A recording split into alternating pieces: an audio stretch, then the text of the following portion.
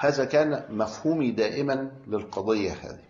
القضية الثانية قضية إلغاء المادة الثانية، أنا أقول لا، المادة الثانية هذه مادة تسمى مادة فوق دستورية، لأنها موجودة في المادة رقم 149 في دستور 1923 اللي قالوا عليه أنه من أحسن الدساتير الليبرالية اللي موجودة في البلاد.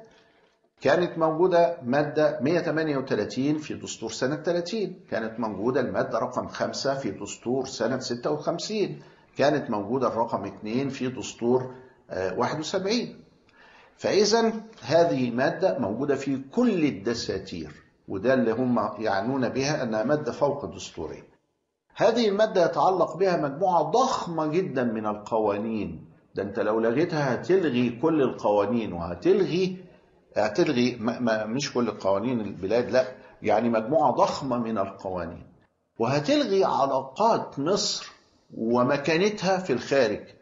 فأي واحد متدبر يجب عليه أن يعي مثل هذه التداعيات لهذه، ولذلك نحن نعتبر المادة الثانية أنها مادة كينونة ولا يمكن إطلاقا إلغائها.